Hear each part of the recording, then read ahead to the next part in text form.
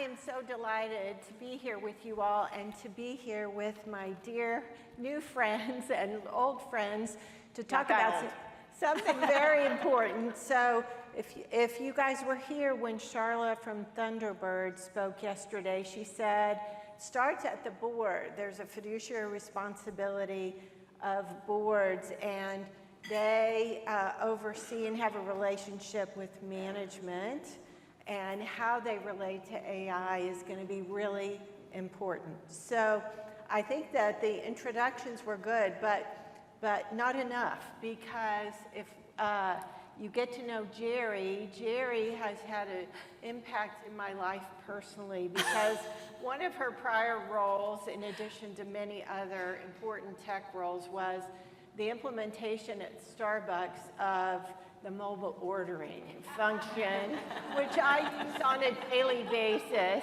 And not only did it change my life, but it also, I think, changed consumer expectations about when and how we buy the products that we love and are important to us. So for that, I'm deeply indebted to Gerri, and you're going to hear from her in a minute. And Denise Morrison, my dear friend, was the CEO of Campbell's Soup Company, and since then has served on a number of boards. And we're going to we know that several of you in the audience serve on boards and commissions, some for-profit, some not-for-profit. You have operating jobs in your company, so we want to hit both topics and be as helpful to you as we can. So with that, I'm going to ask Gerri, in terms of her experience, and a lot of it relates to AI, to create some context for us, Gerri. Thank you so much, and wonderful to be here. Well, AI has been part of my life for a long, long time. I actually studied AI in the 80s. So I came out of college with an emphasis in AI. My first few jobs actually were really implementing AI systems. So I love to talk to people about how we got here today, because something has changed. And AI is not a flash in the pan, you all know that. I'm not telling you anything new. But I love to step back and give you some context, and I'm kind of a data nerd. So I'm gonna give you 3 data points to help you think about how big this moment is, and then give you sort of a context of how I'm thinking about this moment. So let me just start. You all know that what's happened in the last few years with compute power is amazing, and you know it because you carry around your phone. Everybody has a phone that's probably more powerful than what you had 5 years ago. But when you look at what's actually happened underneath that, it's really phenomenal. Everybody would love to see this kind of chart for your revenue, right? The exponential growth in the last few years. GPUs, which is the hardware that's actually enabling a lot of the large AI models, is what's happened that's big. That's why NVIDIA stock is crazy, is because they have been in the middle of this. 38% growth in the last few years, year over year. That's unheard of. So this graph just gives you sort of a visual representation of what's been happening with compute power. But it's not just compute capability. The other thing that's happened is the growth of data. Again, no surprise to any of you, but let's just put some numbers against that. We've seen a 23% growth in the last few years, year over year, of data accessibility. And data, you know, of course, is the thing that the AI engines work on to learn. So growth in data is really important. I love to look at this graph. If you look at the scale here, zettabytes. Does anybody know what a zettabyte is? Well, it's a 1 with 21 zeros. And this is how much data there has been today in the world for these engines to work on, zettabytes. If you think of every piece of sand on the world, on the globe, as a byte, a zettabyte is 10 times all the sand in the world. So when we see numbers like 181, that's pretty phenomenal. So this is big. So don't underestimate how big the data is. And then when you take those two facts, you've got compute power that's just been going crazy. You've got data that just continues to accelerate. And then if you stand back and say, okay, so what? So has anybody in AI really done anything with that? I adore this graph. Each one of these dots represents an interesting AI model, one that someone in the world has built that actually does something meaningful.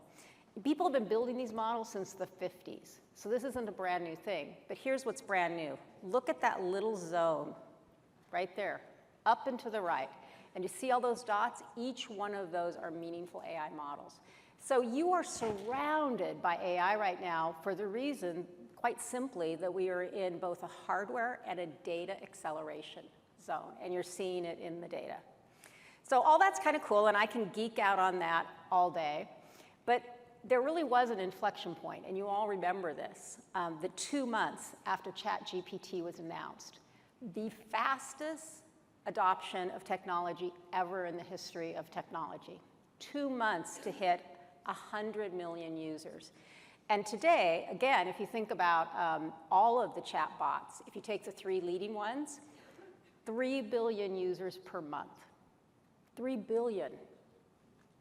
That's a lot. That's a lot. That's a lot. Like, we got people using it all day, every day. So I love at this point to ask the question, how many of you use ChatGPT or one of these other chat bots every week? Great. Keep your hand up. 3 times a week. Every day. Very good. The rest of you should do every day. So if you get online at all, you should be trying one of these for what you're searching for. So how big is this? So this, again, contextual. How big is this? For me, it's quite simply as big as the Industrial Revolution. And I am a real advocate for thinking big about this. I've been in tech my whole career, grew up on this stuff, and this moment is that big. And the reason I say that is because if you look at these 3 dimensions that were so prevalent in the Industrial Revolution, we have the same 3 dimensions happening right now.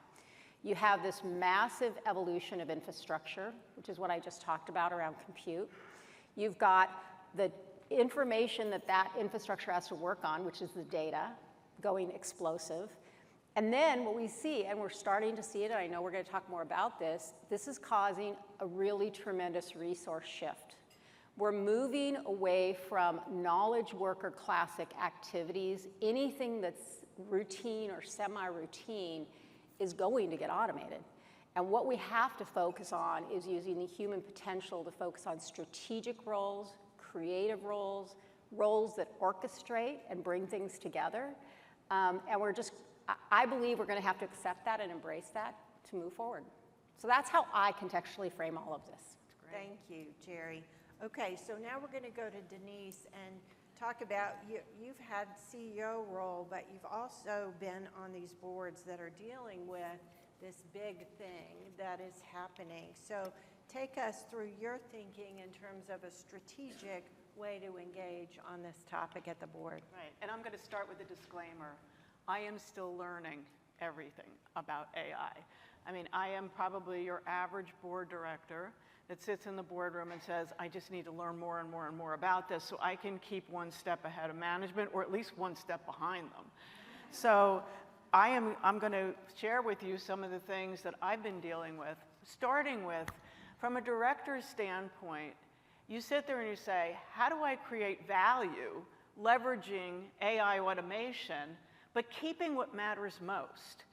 Now, AI automation would be about, driving growth, productivity and efficiency, and transitioning the workforce.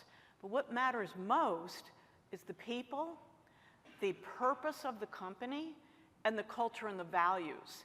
So this isn't a tyranny of the or, this has to be the genius of the and. And throughout it, boards have oversight of managing the risk of both of those things. So that was the first thing that I think was really important.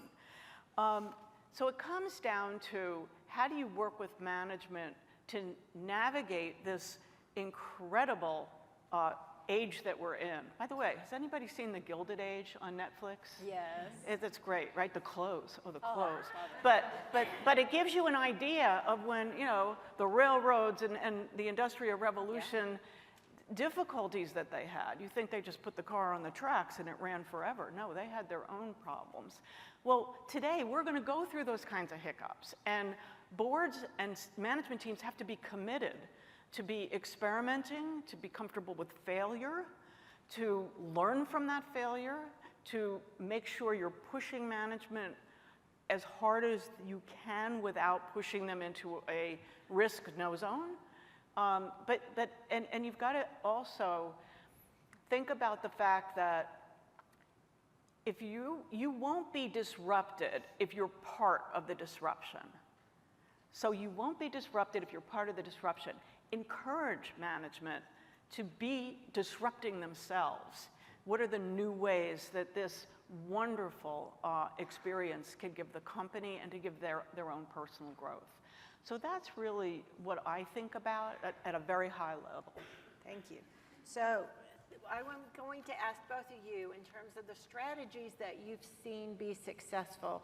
Gerri, you made it clear this is something bigger than maybe we've lived through in our lifetimes, but you've implemented a lot of technology and we've all experienced it. So what strategies have you used that both connect, as Denise was talking about, the people and the culture of the organization and the ability to implement and execute on these new technologies? Yeah, that's a great question. And you know, one I hear a lot is like, well, so how do we do this? Like, how should we think about this?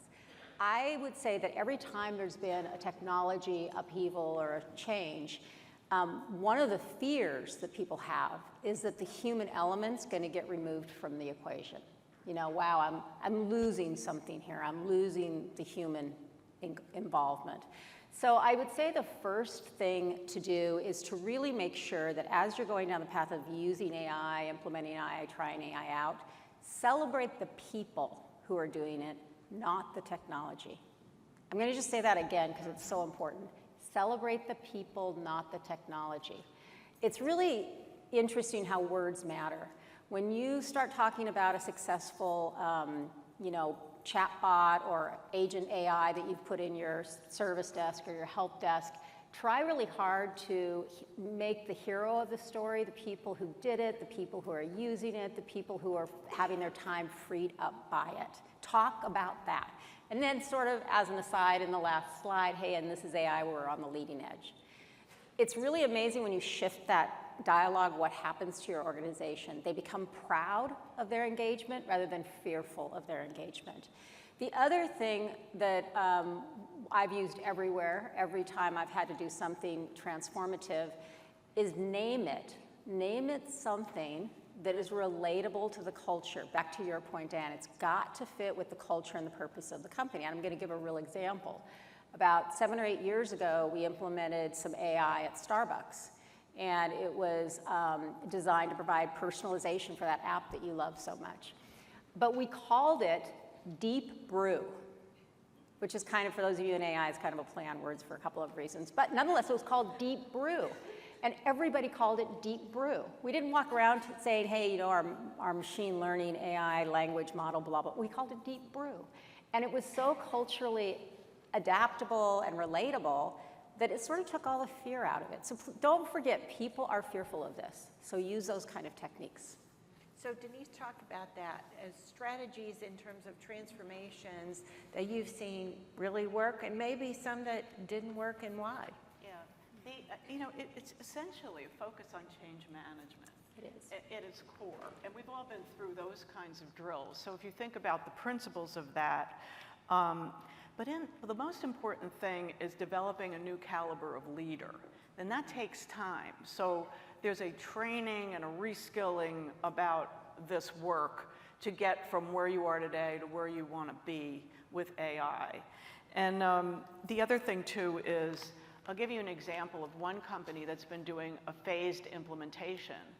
They started by breaking down the company into growth work streams and efficiency productivity work streams, because you can't add new technology to old processes.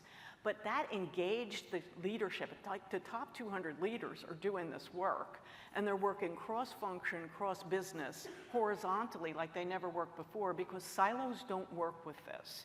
You know, this is really creating new networks within the company and new ways of collaboration to get things done. Because where this is going is a cultural shift of teaching people these new ways of working, because what is coming and is here in the experimentation phase, is a human-machine collaboration where it's going to move to is augmentation of the human side interacting with the machine side, machine being good at the data and efficiency part, the human bringing the thought, the creativity, the empathy, the feeling, the intuition, the judgment, to a whole new world of human-machine synergy, where the whole is greater than the sum of its parts. But starting with these cultural changing teams that are also rewiring the processes and getting effectiveness and efficiency out of some of them, getting growth out of others, what happens is you have a series of use cases, and then the CEO and the leadership team pick the ones that are ready to rock and they're going to really have an impact, and they get baked into the plan. And what starts to happen is they start to weave it into the way the company's doing business. And the board has oversight to all of this. And it's, you know, I remember 4 years ago, Satya Nadella from Microsoft came into one of my boardrooms 4 years ago to teach us about Copilot. I mean, so boards have been at this for a while, but we have to, you know, make sure that we're applying it to, you know, governance standards, committee work, risk management, all of the things that we are accountable for, you know, and also making sure that management has the breathing room to be able to create the future. Yep, important. Okay, I know we've all dealt with this in our lives and careers where you know something's changing, you know it's going to happen. We heard the saying from the person talking about cyber, it's there, it's like gunpowder, we know it's there. And one thing that we've experienced in change management is when people resist and how you address that. So Gerri, you want to talk about how did you get through some hurdles if in fact you face those? Yeah, oh, you always face hurdles, for sure. Well, you know, I think one of the most important things, especially with AI, is to try to demystify it for people first and make it approachable, super important. Encourage people to use it. Just use one of the chat bots. I think for those of you who did not raise your hand that you use a chatbot once a week, I'm just going to really encourage you to go and use it. Talk to people about it. Talk to your mom about it. Talk to your sister about it. Talk to your friends about it. It's really amazing once you start using it that it does demystify the value it can bring you. I'm going to use a real example right here. When I am asked to speak at something, I now give ChatGPT a summary of the organization that I'm going to speak with, and my bio, and just a couple of bullets about what it is I think I'd like to express. And I let ChatGPT do my first draft of my bio for the event. Now, is it perfect? No. But you know what? I prefer it to looking at a blank screen and trying to start cobbling that together myself. So if you haven't tried it for things like that, please use it. The same thing's true on the board. If you're sitting on a board, you know, 3 years ago, and we looked around the room and said, has everybody used ChatGPT? Like, we're all sitting here talking about it, and how many of us actually use it?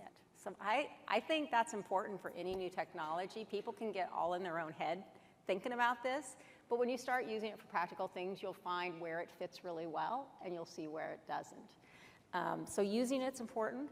I think you mentioned change management, could not agree more. This is really a large change management opportunity for all of us, which means you need some great change agents. And I'll tell you what, the change agents you're going to find in your organization for this are probably not your traditional change agents. They're probably going to be younger. They're probably going to be somewhere buried in your organization. They're going to be people who love experimenting and aren't afraid to fail. And they're going to be people who are human-centric. And they're going to approach this not as a tech activity, but as a transformation for people. So I'd say finding the right change agent, and you don't need 100 of them. You know, even in a big organization, you need a few. And then you need to give them the mic and let them have the mic and get people excited about this. And then I think the third thing that you've mentioned as well, and I'll mention it again, is failure. Failure is part of this process. There will be failure. I'm going to give a quick story of this summer, of my own personal failure. My husband and I bought this used boat. We were having a lot of fun. and there was an outboard motor on it, and shortly after we bought it, it stopped working. And so unlike just calling someone to get it worked on, we go, let's just fix it ourselves, which was the first mistake, but nonetheless, failure is failure. So I immediately get on ChatGPT, and ChatGPT, you know, wants to know the serial number and blah, blah, blah, and I do all that. My husband's over here, like, he's hooey. He's gonna go on Google and do all the searches and find all the information. So within about 3 minutes, I asked him, like, hey, could it be the impeller? I know nothing about engines. But ChatGPT said it could be the impeller. So he's like, hey, that's a good idea. So we take the impeller apart. Long story short, after pretty much dismantling over the entire summer, the entire engine in our yard, it still isn't working. We end up, and we've tried everything. ChatGPT is so cheerful. Every time it says, well, now I understand what's wrong, and it gives us another thing to rip apart. So we rip apart the whole engine. We go to a really old school marine parts store. And there's this lovely older gentleman behind the counter. And we walk in with this part, and we say, we think this is the part that's, you know, a problem. And it's a fuel supply module. It doesn't matter. That's what it was.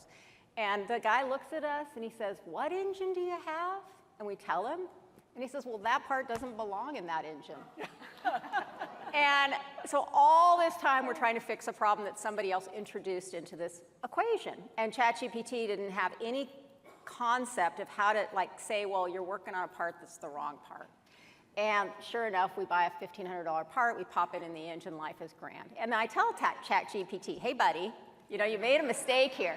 And he goes, oh, that explains it completely. And it's very cheerful. And so it is a wonderful thing, but failure is real. And the cool thing is, my husband, in all of that process, instead of becoming more entrenched in his point of view about Google and, you know, searching in the old-fashioned way, is like, no, I actually think this is kind of cool. You know, now I know a little bit about engines. I didn't know anything before. And we're not intimidated to try it now for the refrigerator, which is also having a problem. No, don't do it. Don't do it. I broke my elbow in June in Ireland, and I put in the x-ray, and it said, your shoulder has been dislocated. So it's not there yet. No. But I have to say, because both Denise and Gerri, I'm learning now, are both boat owners, and what's better than owning a boat? Having a friend who owns a boat. So, well, it runs now, so come. All in the water in which you pour money. Exactly. Okay, exactly. Denise, now I know you're going to deal with the resistance question, but what's really important, you serve on an institution of education board, and what are they thinking, and how are we going to deal with all this change? Yeah. Well, you know, for context, if you think about the workforce impact, Lazard did a presentation to us and said, you know, the bull case is going to be, it's going to create all kinds of new jobs because there's new frontier coming.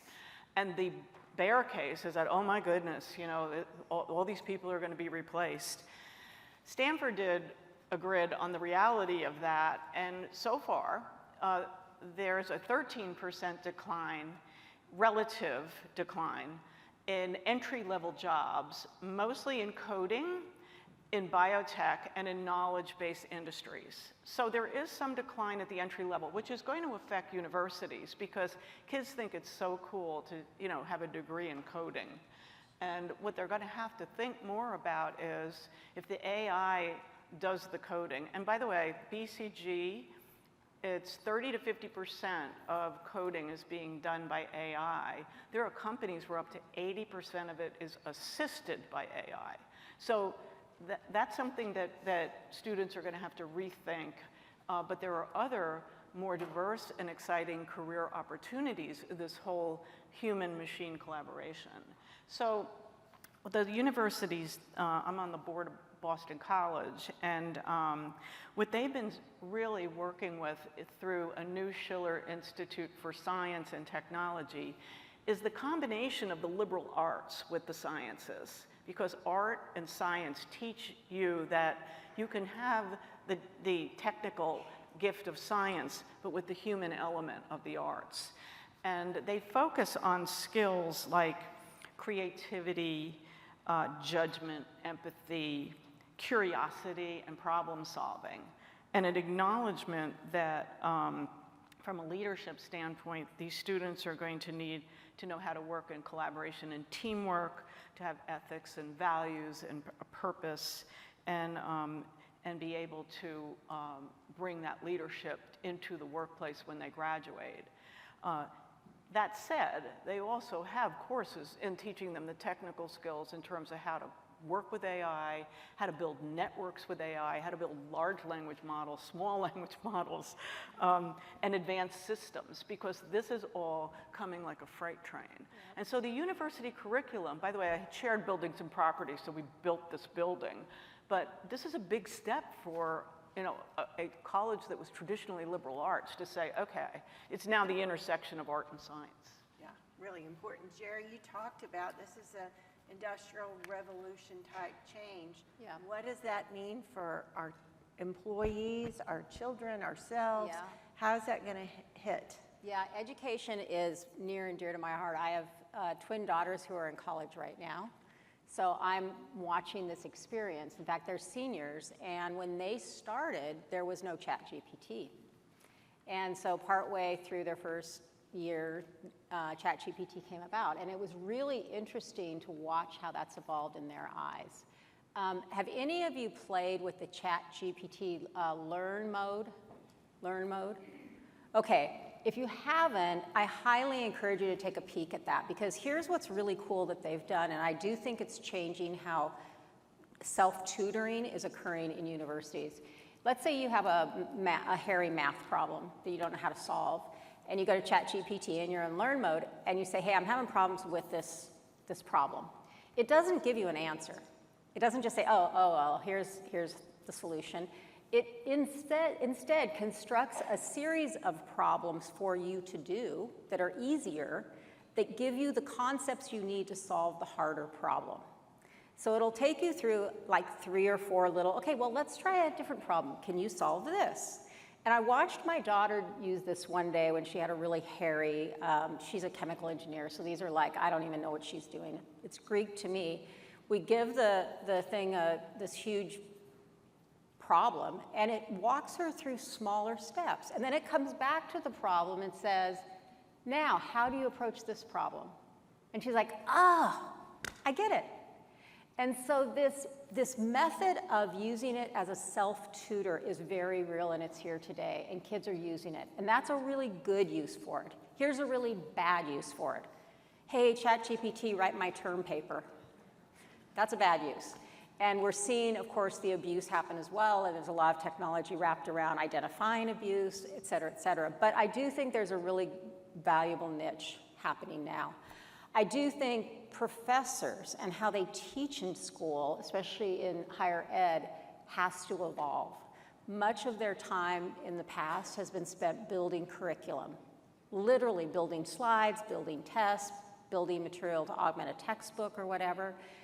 Well, guess what? That stuff is really easy to automate now. I hate to say that, but you can really say, hey, here's the content. Can you build me some generic questions? You have to, fact check it. But honestly, our professors could now focus on the students. Like, how many of you have college students, and do you think the professors are spending enough time with your kids? No, good. I don't either. So maybe what we have happen is some of these fields that need to be more human-centric, this actually gives space and bandwidth for that to happen. So I'm an optimist about how this can unfold. Does that mean it's going to be easy? No, we're going to have mistakes all over the place, but I think it's possible.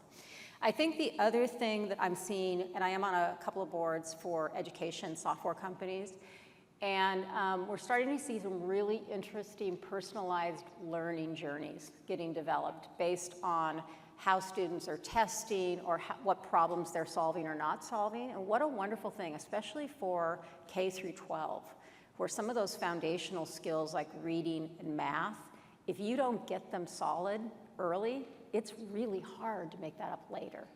And so we're finding these personalized learning journeys driven by AI analysis, because AI, remember, can look at the data of all students that have studied a topic and then understand the patterns that certain types of mistakes lead you to. So I think there's so much opportunity, and I do think there will be some challenges as well. I think the students who will be successful in the job market are going to be connectors, people who connect and collaborate, people who can take multiple ideas and orchestrate an overall solution, people who are curious, people who are fact-based, because there will still need to be fact-checking for many of these models. So I think it's a different skill set. I do not think it's going to be the entry-level task work. How many of you are programmers? How many of you are techies here? Okay, we have a few people. So I write code occasionally. It's scary, but I still try to write some code. And what I've found is the engines are fabulous at building chunks of code, really, really good. Like, I need an object for this, or I need something to do some file I/O. But in terms of orchestrating an end-to-end solution that's going to face a human, not so good yet, right? So there's tasks in programming that's going to do really well, and that's going to be true in all fields. There's going to be the entry-level task work, so our challenge is getting our college grads to be those connector people, the people who oversee those things. So, education. I'm going to give you the last word, Denise. Okay. Okay, and tell me, in terms of how are you going to stay ahead of management? Okay, exactly, because the education that you just talked about in the classroom also is now in the boardroom and on the management teams. So this whole idea of continuous learning and keeping your skills up and reskilling. I mean, so some things that we've been through on the board is optional director education sessions, like in agentic commerce, or what we learned yesterday at lunch about the future of money. So those are two examples. The other thing is making sure that the people on the team see AI not as fear and stress and my job's going to be replaced, but as a career accelerator. Think of how AI is going to just jumpstart the HR systems and processes that support learning and development, career advancement, succession planning. It is wildly exciting for people to have more diverse experiences, more interesting work, and not worry about losing a job, being prepared for the next job that might be different. And I liken it to, you know how when you wear old shoes, they're really comfortable, you know, you can walk a mile in them, not even know they're on your feet, and then you put things like this on your feet, and you get blisters, and it's so uncomfortable until you break them in, and then they're old shoes again, and then you go for a new pair. And that's a little bit like, we got to get people using it, comfortable with it, break it in. They're going to get blisters doing it. But once they do it, they'll be ready for the next pair of shoes. I love that shoe analogy. Can I borrow that? Help me in thanking Denise and Gerri for joining us today. Thank you, guys.